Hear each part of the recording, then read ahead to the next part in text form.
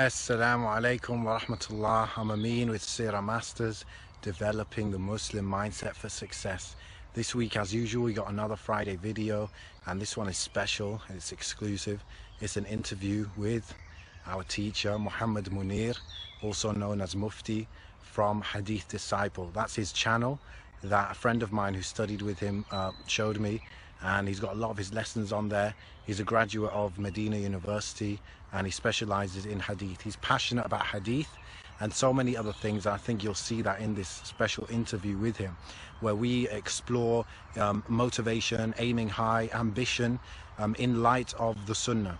You know, a lot of the time I look at books from non-Muslims, and so I always want to know, like, what does the Sunnah say about this? What do our scholars, what does our history say about this? To merge them together to get even more powerful insights. That's exactly what we get out of this great interview. Muhammad interviewed him. He wanted to make a contribution to Sira Masters, and so Muhammad is the interviewer for this. I hope you enjoy it. Ask Allah to accept from us and him and everyone watching, and that you benefit and you take inspiration from it to see the great history we have and the great sources that we have in our religion to push us to go further. Inshallah, this isn't the last of encounters with the teacher, with Mufti, and enjoy the interview. Assalamu alaikum wa rahmatullah. Oh yeah, check out his channel, I'll link it, Hadith Disciple, where he got a lot of his lessons. I like to watch those. So assalamu alaikum wa rahmatullah. Assalamu alaikum wa rahmatullahi wa barakatuh. Brothers and sisters, welcome to the interview. We're here, we have our Ustad, our teacher and brother Muhammad Muneer, also known as Mufti from Hadith Disciples, and I highly recommend you check out the YouTube channel. I've highly benefited from it myself. Now, at Sira Masters, we talk a lot about being motivated, and we talk a lot about having lofty ambitions. The term ulu al-himma is often associated with this. So, Ustad, what is ulu al-himma? Bismillah, alhamdulillah, wa salatu wa salam ala rasulillah, wa ala alihi wa sahbihi ajma'in, amma ba'd. First and foremost, as I said before, it's a pleasure to speak with you, and hopefully, by Allah's permission, one day we'll actually meet in person, bi'idhnillahi subhanahu wa ta'ala. And if not, then hopefully we'll meet in paradise, inshallah, with the rest of our brothers and sisters, bi'idhnillahi subhanahu wa ta'ala. And I'm very happy to have the interview with you. And hopefully our interview will be a means of us reminding each other of that which is beneficial, that which is good, that which will help our souls, and that which will help us be better Muslims and servants of Ar-Rahman subhanahu wa ta'ala. That's in brief. Not to take any more time, I would say the concept of high motivations is, to me, a staple part of a person's Islam. A staple part of your you being a Muslim. And that is that we believe as Muslims in the statement of Allah, وَمَا خَلَقْتُ الْجِنَّ وَالْإِنسَ إِلَّا لِيَعْبُدُونَ. Allah says, I haven't created jinn and men except to worship me. In this verse, there are several different interpretations of the people of knowledge. Some of them say that the verse pertains to the believers, and that Allah only created them to be believers. And other mufassirin, scholars of tafsir, they have different views on the exact meaning and objective of the verse. What is important is that we are Muslims, well, alhamdulillah, we ask Allah to keep us upon Islam. The purpose of our creation is to worship Allah subhanahu wa ta'ala. So who created us? And how did He create us? Why did He create us? And what is the reward and the bounty and the generous gift that lies for those who fulfill this purpose of creation? All of these things, there lies no doubt, they add to the concept of motivation and high aspirations. Allah al-Khaliq subhanahu wa ta'ala, how He created man, the miraculous nature of man's creation, and the nobility for which he has been created, and the place which man will go by Allah's permission if he fulfills that wisdom. That there lies no doubt about that. That is like, as we say, brown on rice when it comes to motivation, high aspirations. Okay, just realizing who made you, how He made you, why He made you, and for what reason, and what lies in store for those who fulfill that which they're supposed to fulfill. there lies no doubt. Everything about Jannah is high and lofty. Everything about Allah subhanahu wa ta'ala is high and lofty. Everything about man's creation shows the power of Allah, the Sublime and the Exalted. Rather, Allah tells us in the Quran, أَأَنْتُمْ أَشَدُّ خَلْقًا أَمِ السَّمَاءِ. What is harder to create, you or the heavens? So therefore, Allah tells us about His power and His might, despite the magnificent nature of man's body and his mind and his heart and his soul. So I think, in my humble opinion, that high aspirations and motivation in Islam are considered to be a staple part of everyone's Islam. It should be a staple part of your Islam. That's in brief, of course. SubhanAllah. So, from what I understood, it's sufficient for one to ponder over the one who created us, Allah subhanahu wa ta'ala, and how great and lofty and high Allah subhanahu wa ta'ala is, and the reason He created us to worship Him, and our goal to be with Allah in Jannah. These are all things that are sufficient as a motivation for us. Without a doubt. And this is just the general way of looking at it. This is not in the specifics. When Allah clearly talks about the levels of paradise. When the Prophet ﷺ speaks about, he says, أَنَا سَيِّدُ وَلَدِ آدَمْ وَلَا فَخْرٍ. He says, without any pride, without any boasting or bragging or showing off, I'm the best of the children of Adam. And he also told us in another authentic hadith that when you hear the mu'adhin making the adhan, فَقُولُوا مِثْلَ مَا يَقُولُ, then say what the mu'adhin says. Repeat after him. He says, then you send prayers upon me. He then says, ثُمَّ سَلَ اللَّهَ لِلْوَسِيلَةَ فَإِنَّهَا مَنْزِلَةٌ فِي الْجَنَّةِ. He says, ask Allah to give me the wasila. And he says, and this wasila is a high station in paradise. لا تنبغي إلا لعبد من عباد الله وأنا أرجو أن أكون أنا هو. He says, and no one will get this station except for a chosen slave of Allah, and perhaps it is me. Allah tells us, وَفِي ذَلِكَ فَلْيَتَنَافَسِ الْمُتَنَافِسُونَ. Let those who wish to compete, those who wish to have high aspirations, high goals, those who wish to clash for something, let them fight and struggle and compete for this, the levels of Jannah, the levels of paradise. Okay, so, and the list goes on of ayats in the Quran and hadith of the Prophet ﷺ that talk about the specific virtues. Muawiyah ibn Abi Sufyan radiallahu anhu narrates in Sahih Muslim that the Prophet ﷺ says, أَطْوَلَ النَّاسِ يَوْمَ الْقِيَامَةِ. It says, oh, إِنَّ أَطْوَلَ النَّاسِ عَنَاقًا يَوْمَ الْقِيَامَةِ الْمُؤَذِّنُونَ. The people who have the longest necks on the Day of Judgment are those who make the adhan. Those who make the adhan.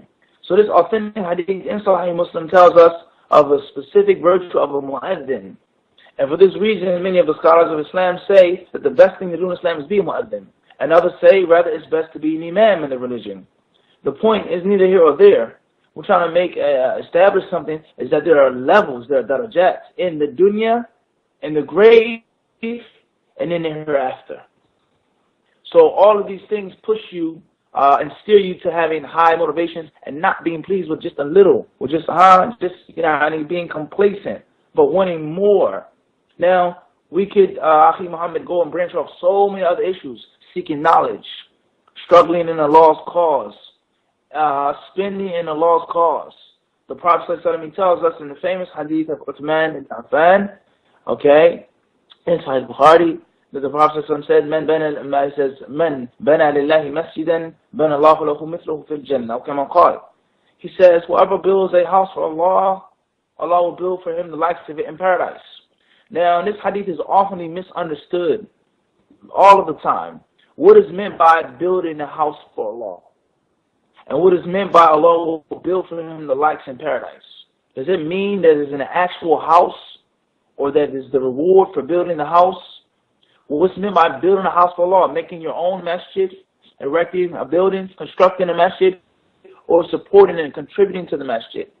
There's a narration outside of Sahih Bukhari that states, in the Sunnah of Imam Ibn Majah, وَلَوْ كَانَ كَمِفْحَسِ قُطَعٍ.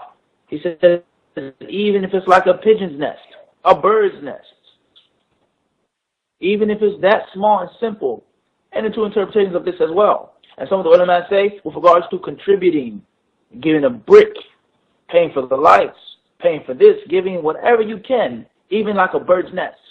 Al-Hafiz bin Hajar rahimahullah in Fath al-Bari, the classical commentary of Sahih Bukhari, he says, is that when we used to travel, he says we saw musallayat, small places for prayer on the road, small like a pigeon's nest.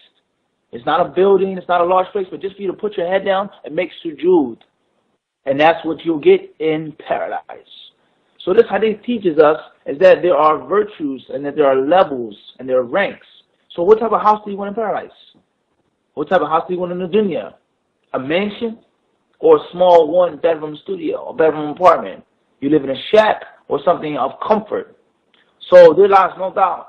As I said before, I don't think that there's a Muslim except that he needs and thrives off of motivation, high aspiration. That's the lifeblood of Iman. Getting more, the love of Allah subhanahu wa ta'ala, a higher level, a higher station in this life and in the hereafter. Allah says those other messengers, we gave preference. Some of them were better than others. Some of them were higher than others. Minhum man kallam Allah. Some from those messengers Allah spoke to. Mujahid ibn Jabr said that's Musa alayhi salam. وَرَفَعَ بَعْضَهُمْ فَوْقَ بَعْضٍ دَرَجَاتٍ. And he raised others in levels, Muhammad alayhi salam. So high aspirations, as he said in general, this life, the grave, Jannah, specifically, is a staple part of your Iman, let alone when you start talking about seeking the ilm, knowledge, hadith. What do you want to be? I remember in Medina, not to go too long, but in my early years in the college of hadith, I met some brothers from Sweden. And this brother, he began complaining about some other students of knowledge. And he was saying, you know, there are students of knowledge that answer people's questions. There are students of knowledge who talk about divorce and things like this. This is horrible, this is terrible. You should only translate for the scholars. You should be a translator. You should wish to translate for the people. And wallahi, akhi, I was younger, okay, and, you know, I was appalled at this speech. How can you go overseas, leave your family, leave your comfort zone, go to a different place, go through all types of trials and tribulations, and only want to go back to your country as a translator? 8, 7 years taken from your life to translate, that's it. So there lies no doubt. This brother, unfortunately, he didn't have high aspirations. He didn't have motivations. And me living in Medina for over a decade out of my life, I've seen a lot. And I've seen a lot of brothers come from the UK, from other European countries, France, let alone America and Canada and things like this, Australia, South Africa, quote unquote, the Western countries, the westernized countries. And a lot of them quit, dropped out. Some of them who did graduate, they left as they came. And there are a select few that actually benefited themselves and raised the bar. Most of those brothers that quit, that dropped out, that didn't really benefit, they didn't have high aspirations. And they may have read some of what the pious predecessors said about this type of seeking knowledge and the sunnah and innovation, but they didn't read what the pious predecessors said about ulu al-hidmah, high aspirations. Now, I'll leave you with this one thing on this topic. There was a poet who said, he said, كُنُ رَجُلًا رِجْلُهُ فِي الثُّرَى. He says, be a man whose feet are in the dirt. وَرَأْسُهُ فِي الثُّرَيَّا. And his mind is in the constellations. In other words, you're a normal human being, but you have to reach for the stars, as we say. You have to have high goals from day one. I want to be something. I want to be from the people who not just a translator. So this is a very important concept, the positive and the negative. If you implement it properly, it can take you far. And if you don't have no knowledge of it, let alone neglect it, you're not going to study and work hard and excel. Allahu Alam. SubhanAllah. And you mentioned many beautiful acts that are a fruit of this high ambitions and motivation, such as seeking knowledge, such as building masajid and striving in the way of Allah subhanahu wa ta'ala. Does this mean that our ambition should only be in those things that are worship, such as going to the masjid and praying and seeking knowledge, or is this general? We say that it's general and it's specific. Yes and no. In general, the Prophet tells us, "Inna Allah kataba al-ihsan ala kulli shay." He says that Allah has ordained ihsan in all things. And the word ihsan has different meanings, as you know. And many times the word ihsan means perfection. It means professionalism. The Prophet ﷺ, he told us this. He says, when you slaughter an animal, slaughter it perfectly. Okay, the proper Islamic manner. Not torturing the animal. He says, وَلْيُحِدَّ أَحْدُكُمْ شَفْرَةً. He says, one of you should sharpen his blade. And even though he's talking about sacrificial sacrifice or offering sacrifice, it is deeper than that. and it can be metaphorically used. The Prophet says, sharpen your blade. You get a job, you work here, you do this, you go to school. Whatever you do it the right way. Do it the sharp, professional way. Don't be sloppy. Don't be dull. The Muslim, if a Muslim goes to study medicine or law, you should be at the top of the class. For this, what we just mentioned, let alone the fact that whether you like it or not, you're representing Islam. Your name is Ahmed or Muhammad or Ali. You're representing Islam. You're representing the Muslims. And there allows no doubt people will accept Islam because of your professionalism. People will learn about the religion, or at least respect the religion, because this guy, look at this guy, he comes to class every day on time. On sports, he comes early, he works the hardest, he practices the hardest, he has the best sportsmanship, professionalism in whatever you do, be sharp, whatever you do. So this is a general Islamic concept. You should want to be the best. You should want to do the best. Not just for your ego, but having a standard of quality. Having a standard of quality. And that my name is on this thing. Let alone me representing Islam. I have to represent it properly. It's not just about me boasting and bragging, but no Muslim should ever want to be sloppy. No Muslim should ever want to be a slouch. No Muslim should ever want to be, as we say, jackleg. Okay, doing things in a half manner. You want to do things the best way. And it has an effect upon your body, your mind, and your soul when you practice Islam properly. If you wake up early in the morning for Salat al-Fajr, get out of your bed. It may be cold outside. You brush your teeth. You make wudu. You go to the masjid to pray, to read. What is the rest of your day going to be like? What type of work ethic are you going to have? Is the Muslim going to be late for work? If you make tarawih, you make tahajjud at night, you read the Quran, you give sadaqah, are you going to be lazy? Are you going to steal? Are you going to cheat? So the point we're trying to get to is that these things are going to overlap in the rest of your worldly actions. So it isn't specific. No. The Muslim should try to be the best in anything that he does based off of the proof that we mentioned. Allah tells us, "Kuntum khayra ummatin ukhrijat lin-nas." So you're the best nation arisen from man. And that is in an Islamic sense, without a doubt, and other senses as well. And just read history. Look at the Muslims. Look at their contribution to the world. If it wasn't for the Muslims, then we wouldn't have the number 0. And there's no calculation without the number 0. Okay? The number 0 is like the thumb to the hand. The number 0 is like the thumb to the hand. It's a vital aspect. That one small digit makes a world of a difference. The Muslims, what they did with regards to exploration, astronomy, algebra, coffee, the usage of caffeine, and the list goes on. Things that the Muslims did of medicine, and the list goes on, and we don't have time to mention what the Muslims did. There lies no doubt from the fuel behind this energy was their sense of high aspiration, ambitions, goals to do something, to make something. But the no aspect of the question, Akhi Muhammad, is that the Muslim just doesn't work for the dunya. He doesn't just do it just because it's professionalism, but it's ibadah behind it as well. And that is much bigger than me or than you, but I'm a professional not only because that's the right thing to do, but because, as I said, I'm representing Islam. And I wish to call to Allah subhanahu wa ta'ala, and calling to Allah is an obligation upon every single Muslim. Those who have a lot of knowledge, of course, they have to do more.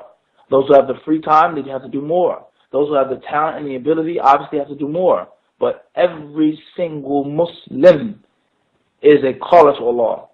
And sometimes you may not call to Allah verbally, but you can call to Allah physically through your actions. In your office, in your business, in your shop, even in an athlete.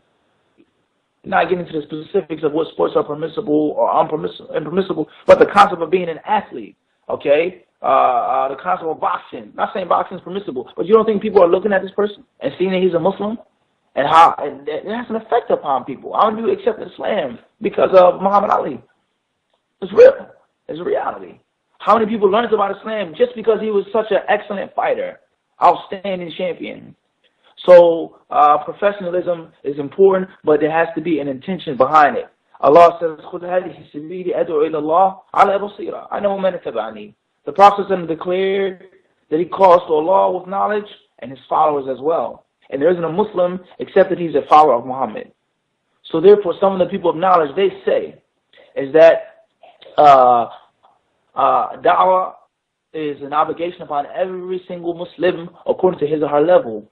So therefore, You being a good doctor, a good physician, a good surgeon, it's the good thing to do, it's the right thing to do, it's Islamically supported, but it has to be a deeper concept. It has to be a deeper concept. Teach the people about Islam through your skill, through your profession, through your talent, through what Allah has given you. So it's a yes and it's a no answer. And I think it's amazing what you said, that when you truly practice Islam, it will penetrate every area of your life, your mind, your actions, everything, and that everything we do is our ibadah. So we excel, not for the sake of the dunya, but for the sake of the akhirah. Without a doubt. Without a doubt. And this concept of motivation has become very, very popular in sort of modern psychology. There's many bestsellers, and even many Muslims are running to these books and reading these books about motivation, reading biographies even sometimes of non-Muslims to get inspired by them. How can we turn to the Sunnah and the Islamic principles and our civilization and history to inform us with this regard? I would say maybe last summer I did a talk, and I was in Minnesota, and I believe the city that we were in was on the outskirts of Minneapolis. And it was one of the oldest masjids in Minnesota, actually. And in the talk, we spoke on, well, I named the talk From Nothing to Everything. And I talked on how the companions lived, how was the Arabian Peninsula during that time, the social, political, economic, spiritual condition of the people, and how low and base they were. And how when Islam came to them, and they followed it, they believed in it, they supported it, they lived for it, and they died for it, how they became everything. And it's very interesting when you read what the non-Muslims say about this man Muhammad and his movement and his followers, whether those who like him or dislike him, love him or hate him, but they all agree on one thing, and that is the supernatural power and strength of his movement. The swiftness of Muhammad's conquering, and how Islam spread like wildfire overnight. He went from being persecuted and driven out of his hometown, having his followers being killed and tortured and mutilated, to masters of the Arabian Peninsula, let alone to North Africa, Mesopotamia, the different places where Islam spread within a number of years. I mean, just look at Umar radiallahu ta'ala anhu. He was an enemy to Islam, someone who disliked the Prophet ﷺ severely. And in a number of years, he had conquered Iran and Iraq. This is an amazing feat. So if you just look what drove them, what pushed them to become what they became, how did they get what they got? What did Zayd ibn Thabit radiallahu anhu say? He said that the Prophet will receive letters and from different delegates from the Jews of Medina and the outskirts of Medina. And he asked me to learn Hebrew. He says, فَمَا مَرَّ عَلَيَّ نِصْفُ شَهْرٍ حَتَّى حَذَقْتُهَا. He says, I learned Hebrew in half of a month, 14 to 15 days. Why? Because he had an ambition to serve Islam. So the point that I think is that reading the seerah is more than enough for high ambitions, for motivation. How did the Prophet turn from that to this? How did Islam go from 2 people, 3 people, 5 people to 100,000 companions in Hajjatul Wada? And then where did Islam go? Where did Islam spread? And like I said, what did it do? What did Islam do for civilization?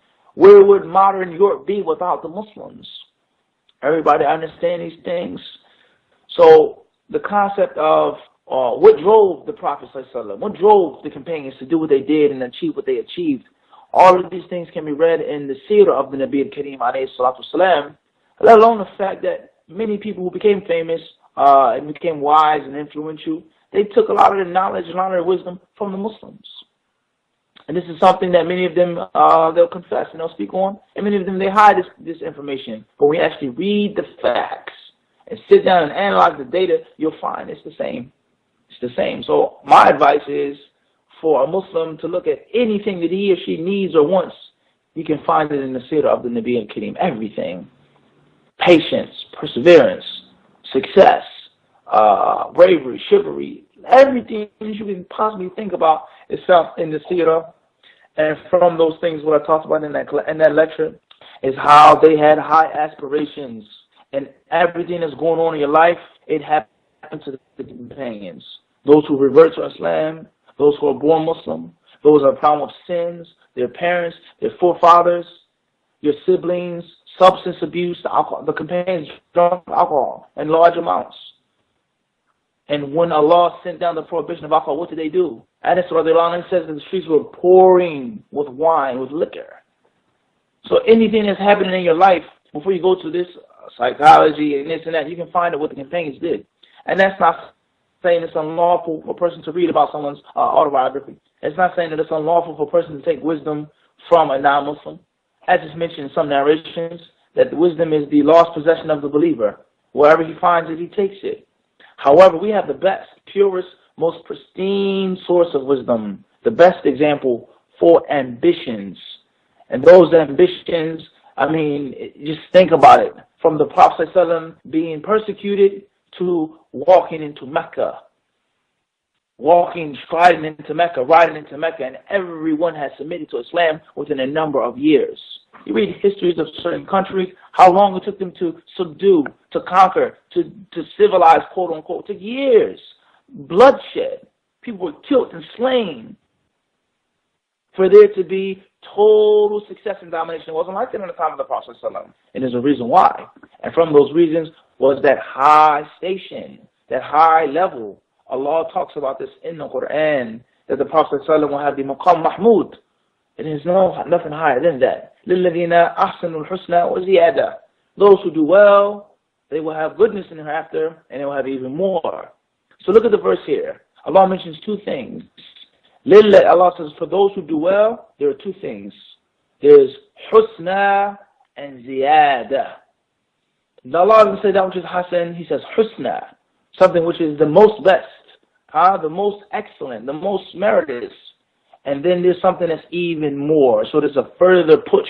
There's more striving to be made. And husna is paradise, and ziyada is looking at the face of Allah subhanahu wa ta'ala, as has been explained in the Sunnah of the Prophet ﷺ. So anything that you want of ambitions, you're going to find in the Sunnah. However, we would say that sight sometimes is weak and perception is often strong. So how do you look at these books? How do you perceive them? Let alone the Muslims don't even pick up the books, who don't know about the books, who don't understand anything from seerah and its importance and its virtue. But when you do look into the seerah, you get how you perceive. If you can take these stories and apply them to 2016, there lies no doubt you're going to get. There's not enough time to read and study these things. But some Muslims, they don't read, or some Muslims, they're not properly trained about the importance of the seerah and how to extract it and physically apply it to the modern times. Oh, that's a beautiful story about Abu Bakr as-Siddiq. He gave all of his wealth for Allah and His Messenger. That's beautiful. But that is applicable to 2016, high aspirations. The Prophet says, who visited a sick person today? Who followed a janazah? Who gave sadaqah? Who did this? Who did that? What did Abu Bakr as-Siddiq say? I did.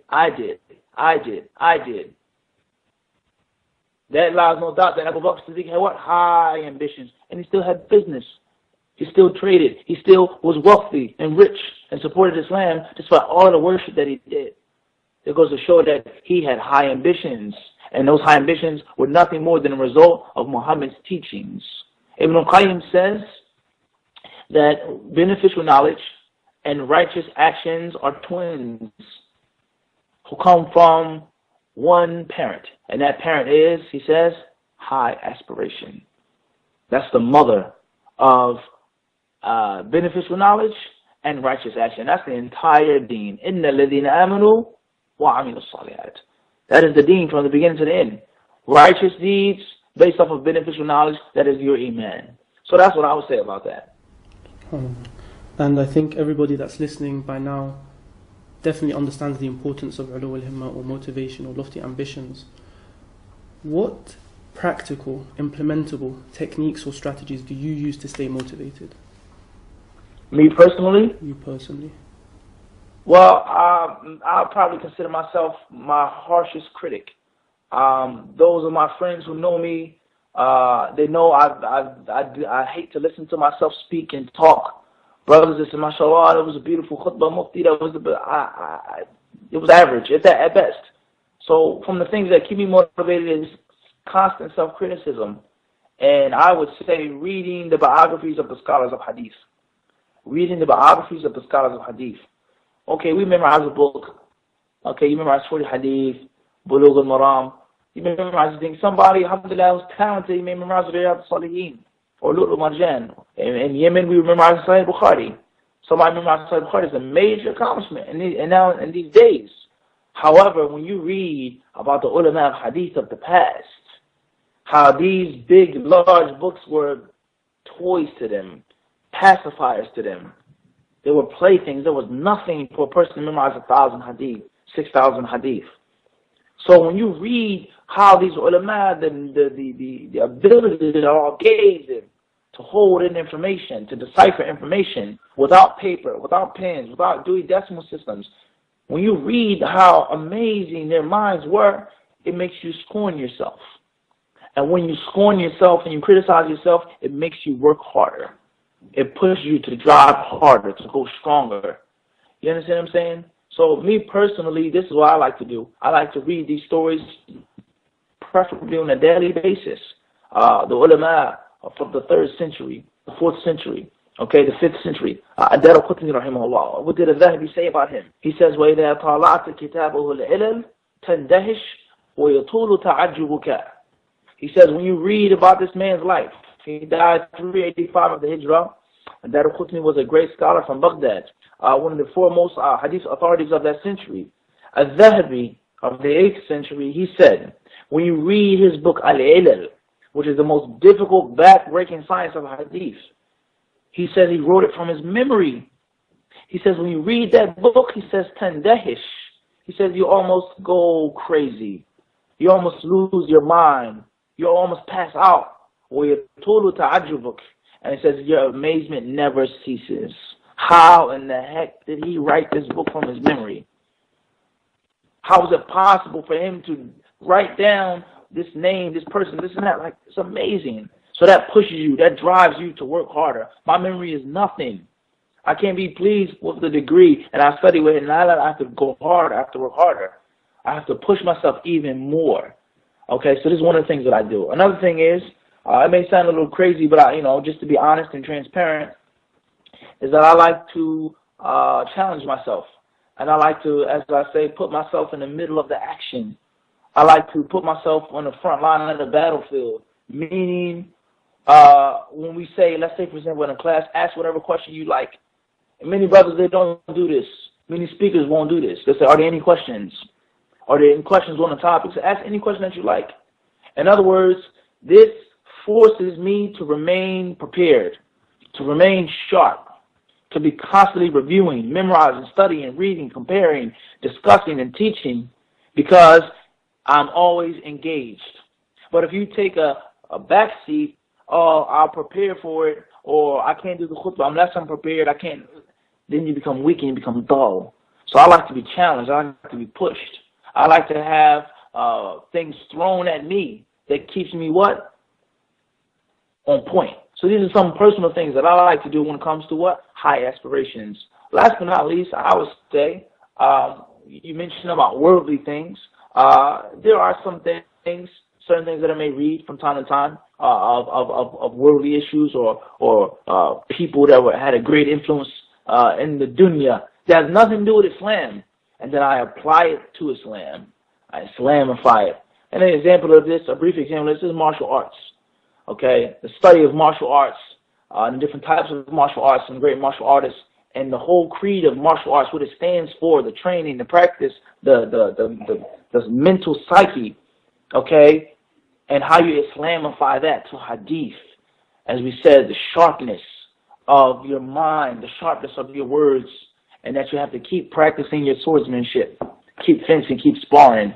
So these are some personal things, me personally, that I like to do to keep me, as I say, motivated. And maybe, a bit for somebody to accept, or how is this? I'm only being honest and transparent. And if I didn't, I wouldn't be honest with you if I didn't say that. So to summarize, you said three things. The first is reading the biographies of the great Muslims, especially the scholars of hadith, so that you can take those role models and raise the bar and criticize yourself. Without a doubt. Secondly, you mentioned jumping in the deep end, as they say, putting yourself on the front line so that you're forced to step up the levels. So without a doubt. You're always prepared. You're always prepared. You always have high aspirations. I have to do better. And finally, you mentioned taking that wisdom from sometimes sources that are not necessarily Islamic, like martial arts, but they have Islamic values or values that can be Islamized, so that you Without a doubt. You just look at what some of the non-Muslims did for Islam. Some of the books that the Orientalists wrote.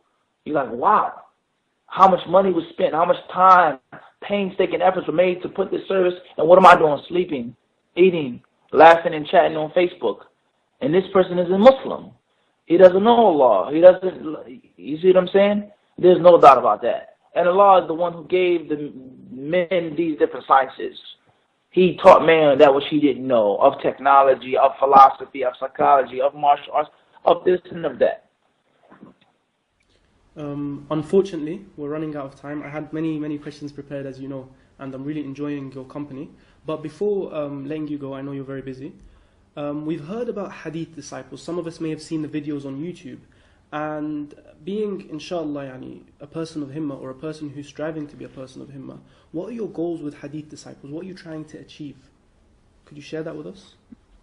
So I would say, to sum things up in one word, what we want to do is, we want to make a Hadith renaissance. A Hadith renaissance. We want to do as much as we can with our limited knowledge, our limited efforts, our limited time, to serve the Sunnah, to educate the people about the Sunnah, to push it, and to make it applicable to their daily lives, and we want to revolutionize it.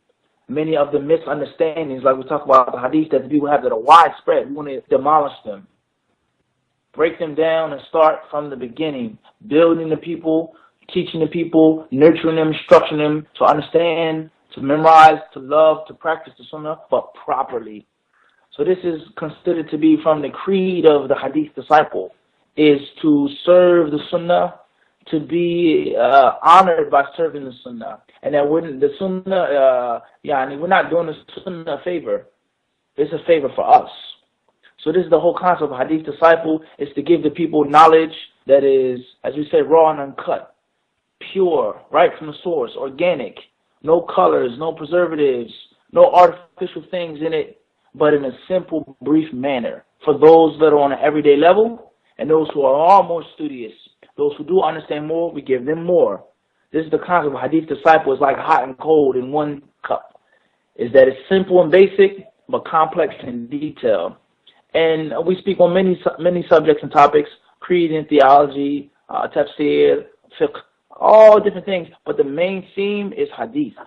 And it is to basically live out a dream that I had, okay, and what I wanted to be. And when I fell in love and the passion of hadith fell into my heart at a very young age.